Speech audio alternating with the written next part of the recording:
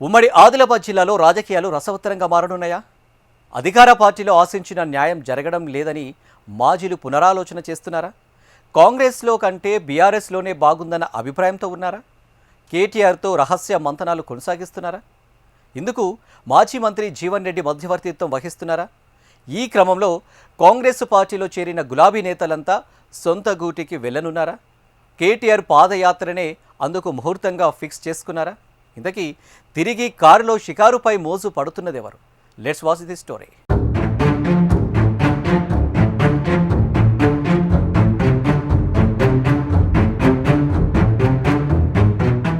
BRS ప్రభుత్వంలో 10 ఏళ్ల పాటు ఎమ్మెల్యే మంత్రి పదవులు అనుభవించి పార్టీ ఓడిపోవడంతో అధికార పార్టీలోకి జంప్ అయిపోయారు.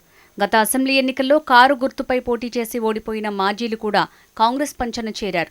ఆదిలాబాద్ జిల్లాలో ముఖ్యంగా మాజీ మంత్రి ఇంద్రకరణ్ రెడ్డి, మాజీ ఎమ్మెల్యేలు విఠల్ రెడ్డి, రాథోడ్ బాపురావు, రేఖానాయక్, ఆత్రం చక్కు, కోనేరు కోనప్ప హస్తం గూటికి వెళ్లారు.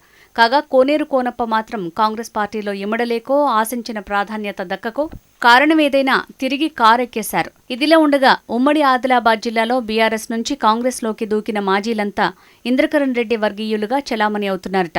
అంతేకాక కాంగ్రెస్ పార్టీలో కొనసాగుతున్నప్పటికీ అక్కడ ఉన్నామంటే ఉన్నామని తప్ప ఎక్కడా చురుగ్గా పాల్గొనలేదన్న టాక్ బలంగానే వినిపిస్తోంది.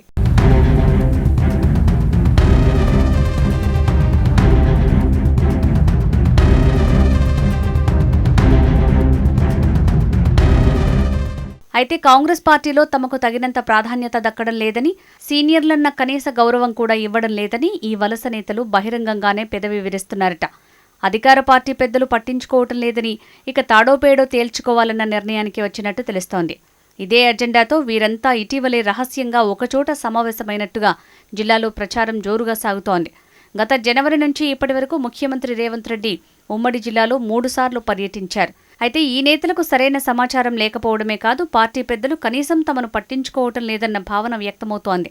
ఇంతేకాక నామినేటెడ్ పోస్టుల భర్తీలో సైతం ప్రాధాన్యత లేకపోవడంతో కాంగ్రెస్ గూటికి చేరిన మాజీలంతా అంతర్మథనంలో పడ్డారట. వీరిలో ఒకరిద్దరు వెంటనే పార్టీ మారేందుకు సిద్ధంగా కూడా ఉన్నట్టు ప్రచారం జరుగుతోంది. మరికొందరు కొంతకాలం వేచి చూద్దామనే ఆలోచనలో ఉన్నట్టు తెలుస్తోంది.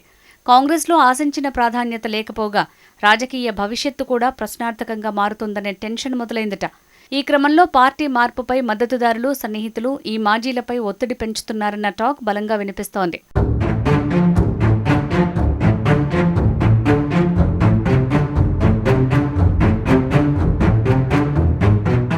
ఇటీవలే కాంగ్రెస్ను వీడి గులాబీ గూటికి చేరిన మాజీ మంత్రి జీవన్ రెడ్డి మధ్యవర్తిగా ఈ నేతలతో మంతనాలు సాగుతున్నాయన్న గుసగుసలు వినిపిస్తున్నాయి. ఇందులో మాజీ మంత్రి ఇంద్రకరణ్ రెడ్డితో పాటు మిగతా నేతలు ఎవరొచ్చినా ఆహ్వానిస్తామన్న సంకేతాలు బీఆర్ఎస్ అధిష్టానం నుంచి వస్తున్నాయట.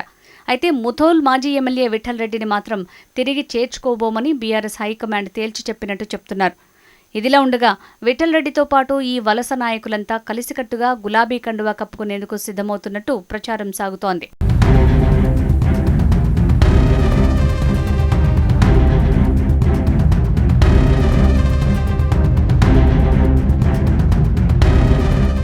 అదేవిధంగా ముథోల్ నియోజకవర్గం నుంచి తెలంగాణ ఉద్యమంలో కీలక పాత్ర పోషించి ప్రభుత్వ ఉద్యోగాన్ని సైతం వదులుకుని గత అసెంబ్లీ ఎన్నికల వరకు గులాబీ పార్టీలో కొనసాగిన భైంసా మాజీ market committee chairman Jadhav Rajesh Babu గతంలో ఎంపీ, ఎమ్మెల్యే టికెట్ ఆశించి భంగపాటుకు గురయ్యారు. ఆ తర్వాత ఆయన బీజేపీలో చేరారు. ముథోల్ బీజేపీ ఎమ్మెల్యే రామారావు పటేల్కు రాజేష్ బాబు కుడిభుజంగా పేరుంది. ఈ క్రమంలో ఇటీవల భైంసా మున్సిపల్ పీఠం బీజేపీ దక్కించుకోవడంలో రాజేష్ బాబు కీ రోల్ పోషించారు. అయితే మారిన రాజకీయ పరిణామాల నేపథ్యంలో రాజేష్కి కూడా మళ్లీ బీఆర్ఎస్లోకి రావాలన్న ఆహ్వానం అందినట్టు వార్తలొస్తున్నాయి.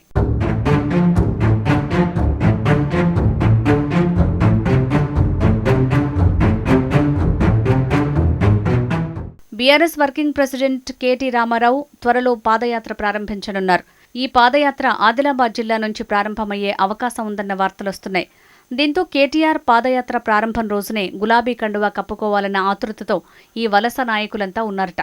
అదే రోజున ముహూర్తం ఫిక్స్ చేసుకుని మూకుమ్మడిగా గులాబీ కండువా కప్పుకోవాలని ఈ నాయకులంతా పక్కా ప్రణాళిక సిద్ధం చేసుకుంటున్నారట. దశాబ్ద కాలం పాటు బీఆర్ఎస్కు కంచుకోటగా ఉన్న ఉమ్మడి ఆదిలాబాద్ జిల్లా ప్రస్తుతం గడ్డు పరిస్థితి ఎదుర్కొంటోందన్న వాదన లేకపోలేదు. ద్వితీయ శ్రేణి నాయకులతో పార్టీ కార్యక్రమాలు వెళ్లదీస్తున్నారట.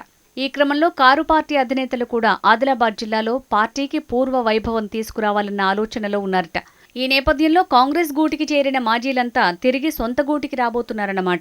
ఈ వార్తలు ఎంతవరకు నిజమో త్వరలో తేలిపోనుంది.